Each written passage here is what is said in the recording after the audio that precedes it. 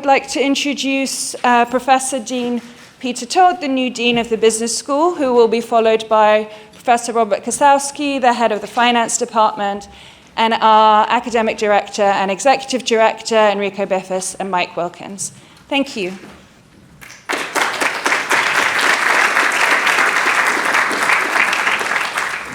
Thank you, Dalia, and I recognize you have a very full agenda today, so I'll try to be brief. They've told me I must anchor myself behind this microphone, so if you don't see me wandering too much, that will be why. And for any colleagues who were I did a town hall last week or a few days ago with all the staff, and I had a card that looked like this, and I spoke for 40 minutes. So if anybody's worried, I won't be speaking that long, just in case they are concerned. But I did want to say a word of welcome. I've been here almost 4 weeks as dean, so I know everything about Imperial, and I know all about the business school, and I'm happy to talk to you and tell you a bit about it. I wanted to just, though, say a word of welcome and a word of introduction. I've been a dean in a couple of different places, at HEC Paris and at the business school at McGill University in Canada, but I spent the last few years actually at home, quite blissfully, on the west coast of Canada. And when I was thinking about this conference, I was thinking about experiences of the last year or so. I live in a rainforest on the west coast of Canada, on Vancouver Island. And last summer, the island was cut in two by a forest fire. You know, I think about it, we've all had these personal experiences, I think, with the effects of climate change. The island was cut in half by a forest fire. The only route from east to west was closed for over 2 months in the middle of the summer season. You can think of the economic impacts, the personal impacts, the potential health impacts, all the things we need to do to try to mitigate those impacts, the risk management, all of the things that need to take place, the financing of infrastructure. In part, it was closed not just because of the fire, but the infrastructure of the roads was destroyed and had to be redeveloped and rebuilt. You all know this much better than I do, but I think we each have a personal story about how the effects of climate change are touching us in very, very direct ways. And I think the reason, in part, I came to Imperial after all the experiences I've had is because this is a place that tries to tackle those kinds of big questions and does it by looking across disciplines. And when I think about what the center does, and I think about what our finance group does, and I think about what science at Imperial does, it's to come together across disciplines to tackle those kinds of big questions. You know, this is what Hugh Brady, our president, calls a STEM B institution: science, technology, engineering, medicine, and business. And I think if we're going to be committed to trying to solve these problems, as I was talking earlier a bit with Professor Skea, I said, you know, to my mind, now I come from sort of a business world and business perspective, we need government to solve these problems, but government's not going to solve these problems. But all of us coming together, and as he reminded me, they do set the tone for how we're going to attack these problems. But all of us coming together, thinking about the economic systems, thinking about our social systems, are what it takes to solve these problems. And it strikes me that centers like this and this conference and all of you coming together, and if I think about it, I think in this room today, you know, we have scientists from Imperial, we have scientists from our own finance department in the business school, we have people from business, we have people from government and government institutions, we have people from NGOs, all coming together. And I think it's that kind of convening facility at Imperial that's so remarkable, our ability to sort of step out and tackle these kinds of big questions. So thank you all for joining together to do that. I think your collective involvement is just essential to solving these problems. We don't get to do these things unless people come together to help us do them as well. You help by your participation, and of course, people help with their sponsorship. So I also just wanted to thank the sponsors of the center and the various sponsors of this event. And I'll apologize if I don't get them all here, but Quinbrook Infrastructure Partners in Singapore, Green Finance, who I think are major partners of the center, Standard Charter, Munich Re, Standard & Poor's, and 91. I just want to say thank you to all of you, because we don't get to kind of push the boundaries of excellence and push the boundaries of outreach in particular unless we have people generously supporting us. I hope you all have a great day together and that lots of interesting ideas bubble up, and perhaps for some of the students, researchers in the room, that your next research projects bubble up from this as well. So thank you, everyone, and I'll turn things over to Robert to say a few words. Good morning. My name is Robert Kosowski. I'm the head of the Department of Finance. I don't want to delay the proceedings more than necessary, but I just wanted to use this time to thank my colleagues for putting on another very interesting event, welcoming you warmly and also advertising the Department of Finance. And I'll tell you in a moment why I think that might be necessary. I have a bit of historical perspective, and the Department of Finance has come a long way. We have several research centers. We've got the Center for Climate Finance and Investments, the Brevin Howard Center for Financial Analysis, the Center for Financial Technology, and recently also another attempt to collaborate with other parts of the university through the Center for Excellence in Quantitative Finance. So I wanted to tell you a little bit about the excellence in the department, and hopefully you will spread the word. Maybe you reach out to us and collaborate with us. Two pieces of information. We are scientists, so we believe in data. You may have heard of the European Commission and the so-called Horizon Europe program that it has. So this is a very large grant program. And there are very prestigious research grants called the European Research Council grant. And I'm very happy to share my pride in the department with you, because in the Department of Finance we've got 6 of those. In the sense we've got 6 holders, current or previous, of European Research Council grants, and per capita this compares very favorably to our competitors. I was surprised myself to find out that we are now, in terms of the finance department, a bit bigger than London Business School when I count the number of professors that we have, compare very favorably to the London School of Economics. Now, size doesn't imply quality, but when we look at our research output in sort of the equivalent of what you would think of in terms of Nature or Science, so we've got our own finance, economics journals, our per capita output is also very good. So we've come a long way. We are very happy to be in London here with other competitors with whom we collaborate. But the reason why I wanted to share a couple of words with you about this is that it seems the message hasn't spread yet. So we recently had an executive education program where we asked our participants how many of them, this was a custom program, had heard of Imperial Business School. And it was a small group, but very few hands went up. So please spread the word about the finance department, about Imperial Business School, and I wish you a very enjoyable event and look forward to speaking to you during the breaks. Thank you.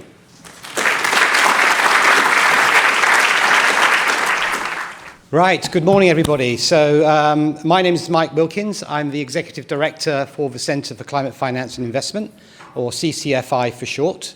I'm here basically to quick introduction, and also my leadership team are here. You already heard from Dalia, and you'll be hearing from our academic director, Enrico Biffis, in a few seconds.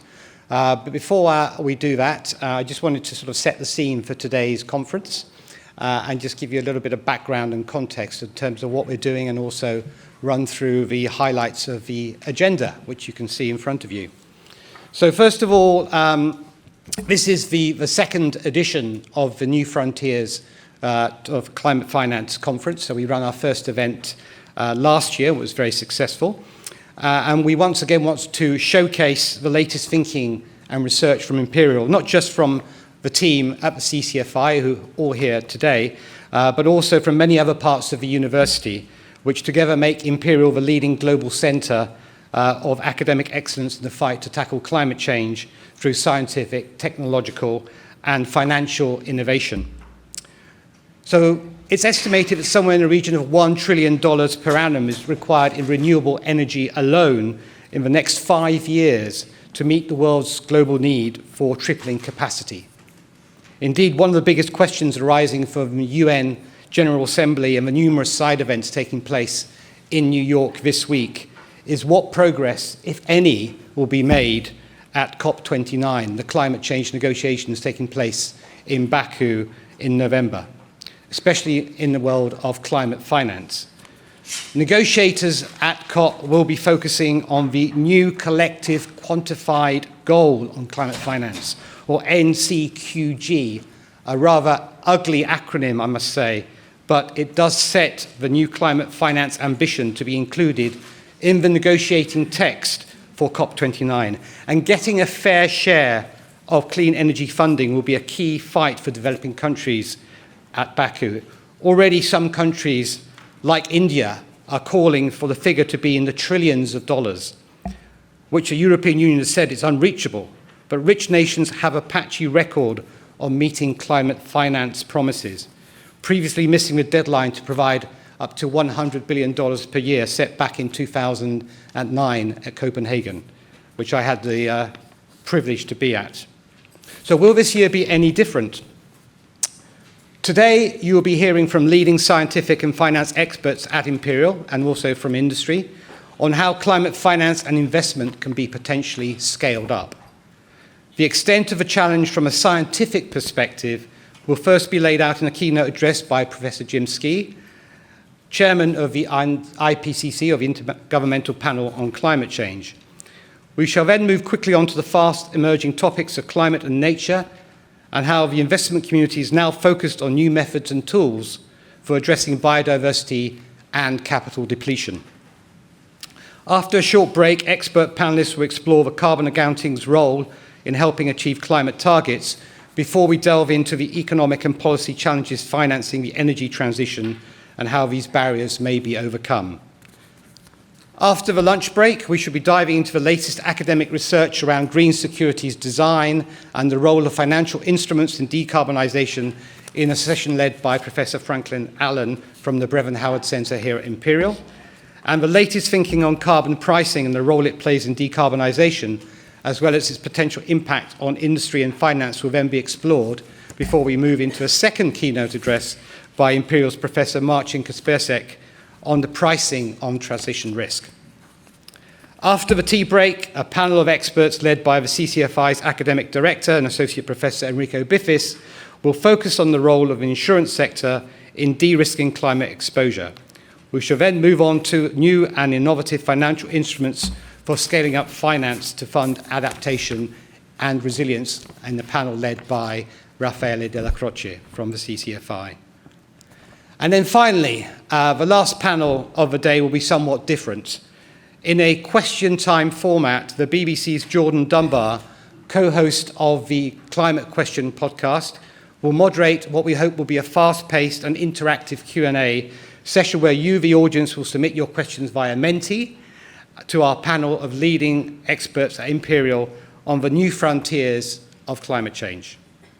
We shall no doubt hear from the latest science on tropical cyclone risk from Professor Ralph Toomey at the Grantham Institute, the cost implications of decarbonisation pathways from IPCC contributor Professor Yuri Rojli, as well as the latest on blended finance from Dr. Vivian Foster from the Centre for Environmental Policy at Imperial.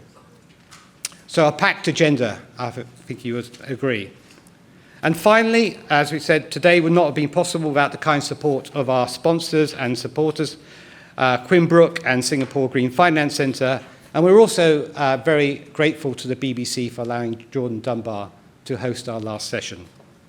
We hope you'll find today insightful and thought-provoking. Please don't hesitate to get in touch with the CCFI if you wish to explore any of these topics further. And we are always open to funded collaborations with industry partners, NGOs, as well as academic colleagues. And we hope that today will inspire you and help us address the biggest challenges focused on mobilizing finance to secure a better future for all of us. Thank you.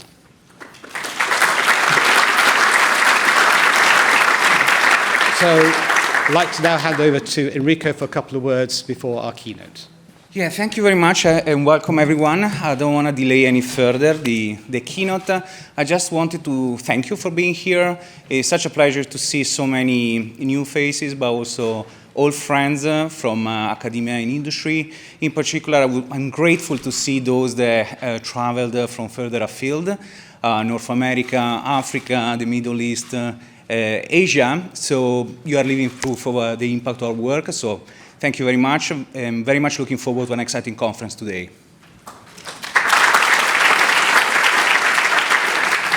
We come to the end of the introductions, you'll be pleased to hear, so we'll get on with the main business of the day. So first of all, I'd like to welcome Professor Jim Skea, Sir Jim Skea, who is the IPCC chair and will be talking to us around why climate science will help us tackle the climate crisis, or hopefully will, and the role of finance within that. So Jim, over to you. Thank you. Okay, thanks very much, Michael. I just say it's a pleasure to be invited to come and do this keynote and return to Imperial College. I have been chair of IPCC for just over a year now, and my term of office lasts until the end of the current cycle, so I could be around till 2030 in this current role. It's a bit far ahead. Just to say, I was the co-chair of IPCC Working Group 3 on mitigation in the last cycle, and we were actually based at the Centre for Environmental Policy here at Imperial College. So I still rejoice in the role of emeritus professor here at Imperial. Now, what I will do, I'll try to do two things. First of all, summarise the key findings from the last cycle of IPCC. But I also want to spend a little bit of time looking forwards to what the challenges will be in the seventh cycle and what IPCC's plans actually are. But first of all, just a reminder of what IPCC is and what it is not. It is not a purely science body. It's an intergovernmental body under the UN system, effectively a science policy interface. And every word of an IPCC report has been accepted by consensus by all the governments that make up IPCC. And that gives it a particular rigor and power. And the challenge is it's on the screen, I won't read it all out, but it is to assess the available literature relevant to climate change and also climate action, which includes adaptation and mitigation.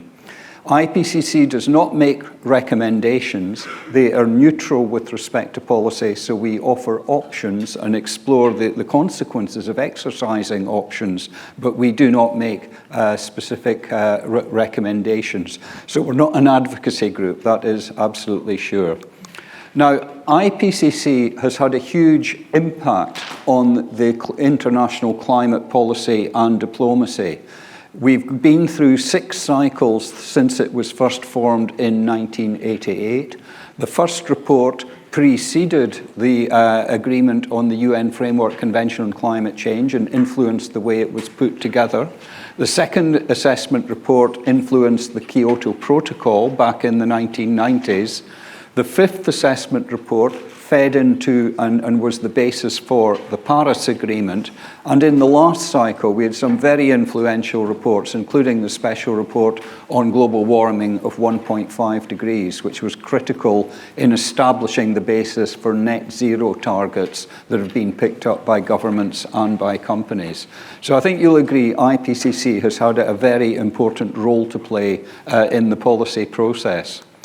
That continues. I won't go, there's an awful lot of detail in there, but we go to all of the COPs, we go to all of the intersessional subsidiary body meetings in Bonn that take place once a year, and there's a great call. I mean, I get the privilege of a 3-minute speech in the opening ceremony of the COP, for example, but the more important things happen under the surface in terms of our engagement with the presidencies, the UNFCCC Secretariat, and individual countries. So one of the challenges of reporting on IPCC is that in the last cycle, all of our reports added up to 10,000 pages overall.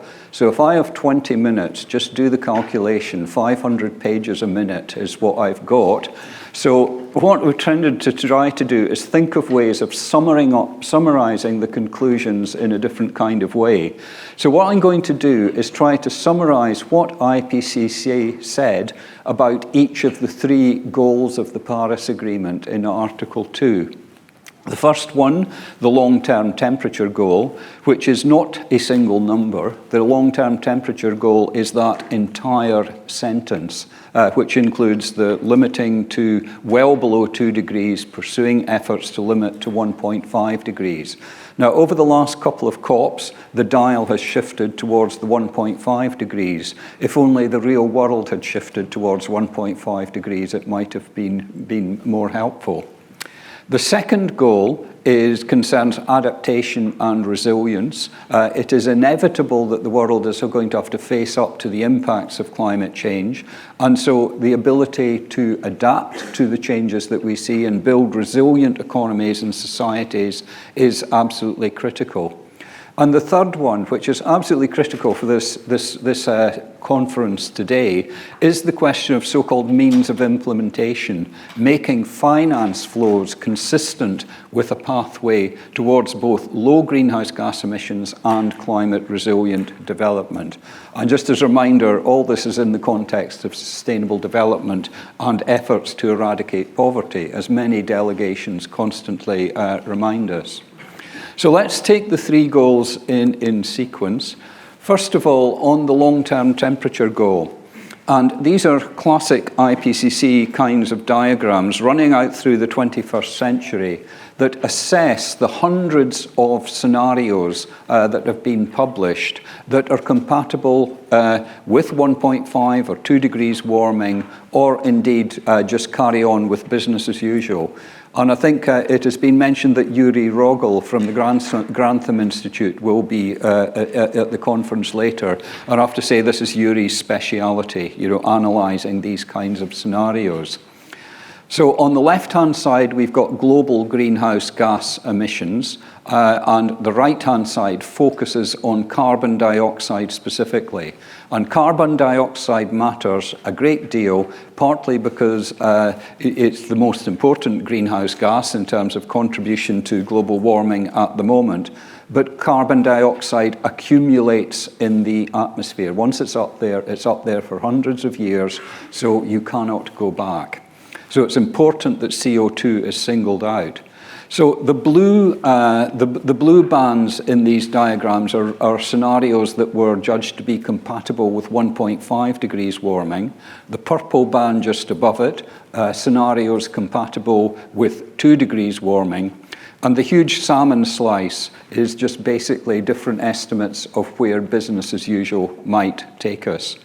Now, you can look at these diagrams and see the point at which you get to net zero.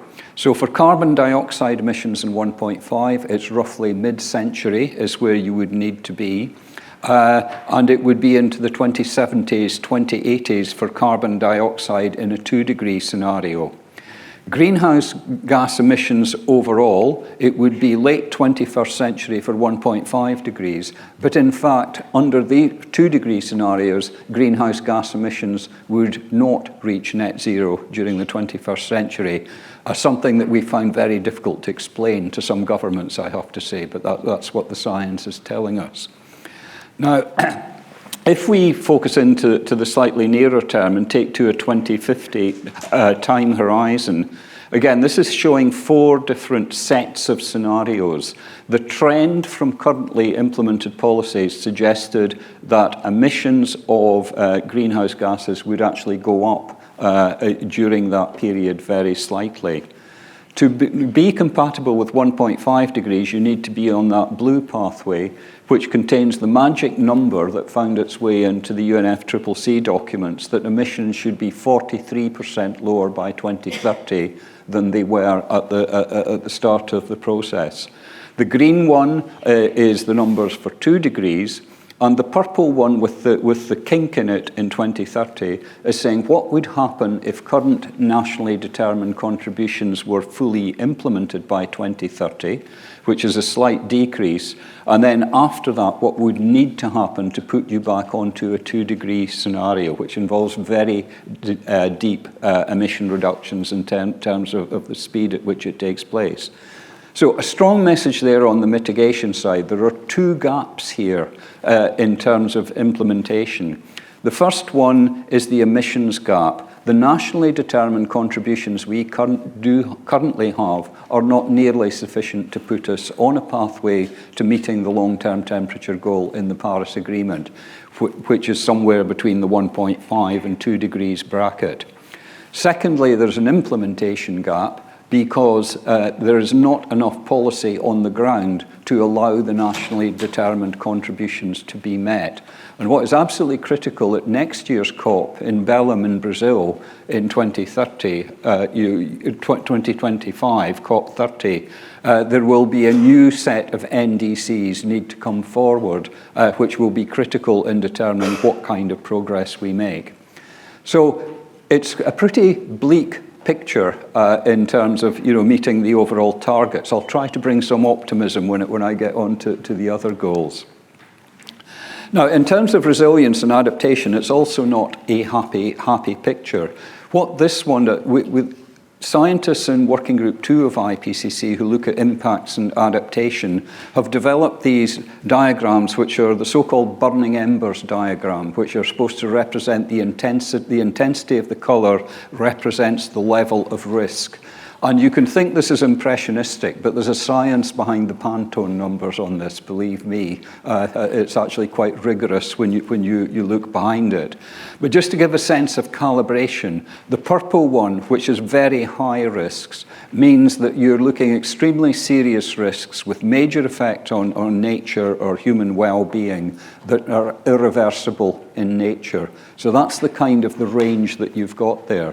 Now, one of the depressing things about the 6th assessment report and comparing it with the results in the 5th assessment report, the AR5, is that for a given level of warming, it was assessed that the risks are much higher than were previously thought. So not only, as Peter Todd said at the beginning, we are seeing temperatures now, warming levels that we had not expected to see. For a given warming level, the impacts appear to be worse than we had previously anticipated. So the wildfires on Vancouver Island that have been replicated in many other parts of the world are part of that picture. And what you can see here, because we have a warming calibration on the vertical axis, we are now in the position for many unique and threatened systems that we are getting to risks above 1.1 degrees warming that we previously did not think were going to be there. And by the time you get to 2 degrees warming, we are really seeing extremely concerning levels of impact. The risks differ by different systems. So on the left-hand side, we have the risks for land-based systems. On the right, the ocean and coastal ecosystems. Just to say, the land-based system risks appear to be higher, with one exception, the warm water corals on the right-hand side, where even at 1.5 degrees warming, we would expect to see something like a 75% loss of warm water corals. At 2 degrees warming, that loss is pretty much complete. But I think if you look to the left-hand side of it, I think the concerning issue is what difference it makes between 1.5 and 2 degrees. The risks at 2 degrees are much higher than 1.5. So we're particularly picking out there wildfire damage, permafrost degradation, biodiversity loss are all things that we're starting to see. And at higher levels of warming, you start get threats to food systems and potential for food prices as well. So again, a depressing picture. Sorry, we do try to keep some hope in here somewhere, I promise you. And part of the hope is that adaptation action can actually make a difference, because what the scientists looked at, left-hand side, there's a big related for heat-related morbidity and mortality at different levels of warming. Adaptation actions can make a difference and reduce the risks. So part of the future portfolio for climate action has to be this ability to adapt and reduce the levels of risk. Same thing on the right-hand side for food security, which is affected by patterns of economic development. Now, just finally, I'm sorry about the quality of this slide. The reason was governments wouldn't approve it, and so it was never produced in there. It's there in the technical summary of our reports, but not the summary for policymakers. We did have in the Working Group 3 report in the last cycle a whole chapter on investment and finance. And one of the quantitative parts of it was to compare current investment flows for mitigation with the flows that would be needed if you were in scenarios compatible with 1.5 or 2 degree warming.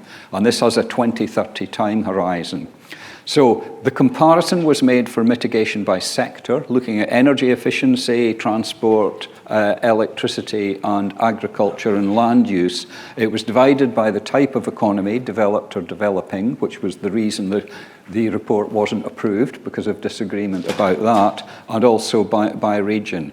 And the big strong message, you know, the financial flows are a factor of 3 to 5 short of what would be needed to put you onto these 1.5 or 2 degree trajectories. The gap is least for energy supply and renewable energy, which has been a success. It is biggest for agriculture, forestry, and land use in terms of ratios. And worthwhile saying, we could not collect the same data for adaptation. This is a particular issue that we need to do much more work on adaptation financing in the next cycle. Just to say one thing, just to be optimistic about it, we did identify many options now that offer the potential to reduce emissions in the short term, and renewable energy stands up. The blue part of the curve means it pays for itself. The cost is less than zero to be able to do it. So this has been a huge success over the last few years. But just to flag out other areas, bioelectricity, and at the bottom, reducing methane emissions from oil and gas, fugitive emissions from oil and gas systems is absolutely critical. It's been neglected so far, very cost effective, and because methane has a short lifetime in the atmosphere, it can have a big impact and could affect peak warming in quite an important way. So that, in just a few minutes, is the entire 10,000 pages of the last set of IPCC reports. Now, where are we going in the future? We have got 2 invitations from the Framework Convention on Climate Change outstanding. One from the first global stocktake, if we can align our timetables with the global stocktakes under the Paris Agreement. And secondly, under the Sharm el-Sheikh work programme on the global goal on adaptation, to consider updating technical guidelines last produced in 1994 on assessing impacts and adaptation. I was astounded to find that I was actually one of the experts that produced the 1994 guidelines, and I have no memory of it whatsoever. So institutional memory is really not very helpful there. Okay, so what are we going to do during the cycle? After hours and hours of negotiations, the government's decided earlier this year that we would produce the 3 same usual working group reports on the physical science, impacts, adaptation, and vulnerability and mitigation in that order unless otherwise decided. But governments could not agree on the timeline by which these reports would be produced. So the invitation from the Framework Convention there is still outstanding. This is all stuff that's already underway. A special report on climate change in cities has been scoped, and our working groups are currently selecting the authors for that. And one thing I also want to flag is that we have a forgotten part of IPCC, the Task Force on National Greenhouse Gas Emission Inventories, which develops the methods by which governments report their emissions and sinks to the Framework Convention. And they have been asked to produce a report on short-lived climate forces, which includes things like SO2 and NOx, and also, very interestingly, to produce a methodology report on carbon dioxide removal technologies and carbon capture utilization storage. And this is not an assessment report, it is just to work out the methods by which you report the levels of capture. And I think it promises to be quite a controversial report. There's a scoping meeting in Copenhagen in about 3 weeks' time. And finally, IPCC did agree to revise and update the technical guidelines on impacts and adaptation, with a special emphasis on adaptation indicators and metrics. And I do think this is critical for the question of adaptation finance, because unless you measure it, you cannot invest against it. And I hope that this will provide a mechanism by which certainly much more private money can go into the adaptation sphere. And finally, the synthesis report for the 7th cycle. We have agreed to produce a synthesis report. That's my personal responsibility to do that. So that is my task for 2029. So that is basically a quick summary of where we're going. And just to emphasize, the next cycle is going to be have a strong emphasis on adaptation and resilience. So I'm really pleased to say you have a session on that later in the day. And indeed that somebody from the business school is actually going to the scoping meeting for the whole reports in Malaysia at the end of the year to help us decide how to include these things in. But just to summarize it, IPCC is not 5 professors sitting in the back of a pub stitching things up. It is an intergovernmental body with 195 governments involved, and getting that consensus is hard work. So just to say, this illustrates the journey. I think the top left-hand corner is actually the UN campus in Nairobi. That's what a plenary session looks like when it starts in an orderly way. The bottom left-hand corner is where it goes when you're actually trying to get an agreement offline.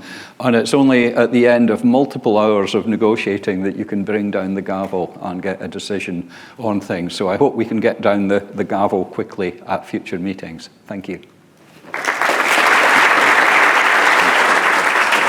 Thank you very much, Jim. That was really insightful. And it's great to know also that the business school will be inputting into the IPCC process later on this year in the scoping for AR7.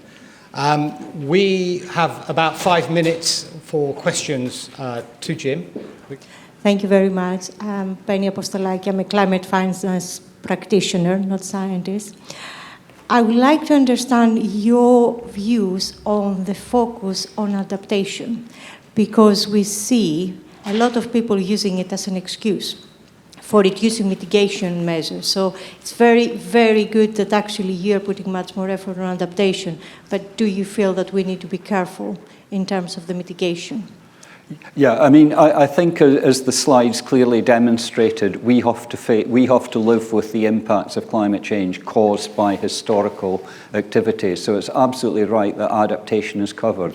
But yes, you're absolutely right. That doesn't mean that mitigation gets forgotten. And I have to say, if you look at the nature of the discussions that we had on the working group reports for the next cycle, mitigation remains still incredibly controversial.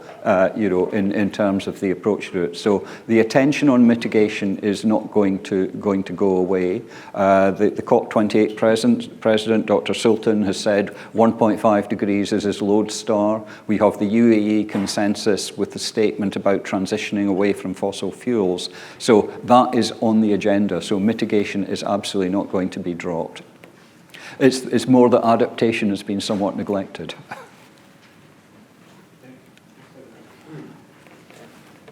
Emilia Holdaway, Head of Climate Risk Policy at HSBC. Thank you, Jim, for a great presentation. The question that I'm having to answer every day, being relitigated every day, and I'd love to hear what your answer to the question would be, is challenge around the 1.5 degrees goal. It's out of reach, it's an academic goal, it's scientific, but when you're in the real world, we need a new temperature goal to focus on. And I actually saw at New York Climate Week, one of the chief sustainability officers for one of the larger American banks actually speaking these words out loud. So it's been rumbling internally within the finance sector for a while, and I think it's now going to become more of a public debate. How would you answer the question? Yeah. Well, I did the BBC Hard Talk programme a few months ago, and that was the first question. So it's one that's quite familiar. I mean, and some scientists have been saying that as well. 1.5 is gone. Don't realize it. I mean, very clearly, the IPCC, the slides I showed were based on science that was published up to about October 2021. And the world has gone on with a level of emissions that clearly did not move us on to 1.5 pathways. So to slide my way around the question, the chances of limiting warming to 1.5 degrees are clearly slipping away. And the Working Group 1 report in the last cycle said it was likely that the world would exceed 1.5 degrees warming at some point in the next 10 years, but not excluding the possibility of returning to 1.5 degrees again after a period of overshoot. Now, getting the world down again implies net negative carbon dioxide emissions. There's a lot of controversy around many of the processes for sinks. The answer is, we won't produce a new report till 2028 or 2029 on this, and I'm sure we will have a much more definitive answer to your question at that particular point, but obviously the chances are clearly slipping away. 1.5 is, however, embedded in the diplomatic process, and it still may be important because we have things like the Loss and Damage Fund now, and it could be that 1.5 remains a kind of benchmark for thinking about these issues, even if you were looking at exceeding 1.5. Hi, I'm Louise Wilson, actually one of the advisors on the CCFI panel, so great to be, Centre, great to be here today. If Santa came early and said, Professor Skea, you've got 3 things on your list that will help you or will help us get to the 3 to 5 times increase of flow in finance, can I put you on the spot and ask you what it would be that you would ask for? Well, I mean, it needs private money to do this, not public money. On one of the, as well as the quantitative information from the investment and finance chapter, there was lots of qualitative ideas about, the kind of steps that need to be taken. I'm not sure I'll get to 3 things, but one would be the question of using public money to leverage private financing through export guarantees rather than just handing over the money. That would be a critical part of it. Strengthening institutional capacity in developing countries to help to bring down the cost of capital, which is, for example, one of the reasons why renewable energy has done well in China, North America and Europe, but has not done so well in other parts of the world. So I think that's the direction you need to go. It's both about the ability of many developing countries to absorb money and use it productively, but also think about the international instruments that allow private funding to flow. So if I can go for 2 rather than 3, if you'll let me off with that. Yeah. Thank you so much. So Michael Ridley from MSCI. You said that the NDCs currently are not aggressive enough, but you also said that the policy on the ground is not sufficient to achieve the NDCs. So we've got 2 failings there. I just wonder, is there any sort of feedback between the work you do and the NDCs? Is there any sort of logical sort of buffeting up of NDCs in relation to your work? Well, the NDCs get revised every 5 years under the Paris mechanism. So clearly the IPCC reports should have had an influence over the first NDCs, which when you add them up under the first global stock, clearly don't cut the mustard. They don't add up to it. The next set of NDCs, which will have a kind of 2035 time horizon, are due to be submitted for COP30 next year in Brazil. And we've already attended interministerial kind of sessions which are starting to think about it. We're already engaged with the Brazilian presidency. And the NDCs are supposed to be 1.5 aligned, which on the basis of the previous question is a bit of a challenge. So one of the questions we're being asked is, what does 1.5 aligned actually mean? How do you interpret that? And I think the other point that we strongly make is that it's not about single-year targets because of the cumulative nature of carbon dioxide. It's the pathway that matters. And in fact, if you don't actually up the ambition for 2030, that's where you lose the 1.5 aim. Hi, this is Simon Hillard from One Risk Consulting. This is a very negative question, but I'm hoping for some enlightenment and some positivity from it. The forecasts that you show are concerning, but my worry is that they're still far too optimistic in a world where there's so much spending on defence and war-related costs mean that even the amount that's being spent at the moment, that's being forecast, just the net numbers just, to me, seem overly conservative still. I just wondered whether or not you've got that concern in respect to the way that central governments are allocating their budgets. Right. Well, I mean, that's where we get into the issue that IPCC doesn't do recommendations. I have to say, when we're at plenary sessions, we're ever conscious of the fact we're looking at an international fabric that is very frayed at the moment. It is a very difficult environment in which to operate.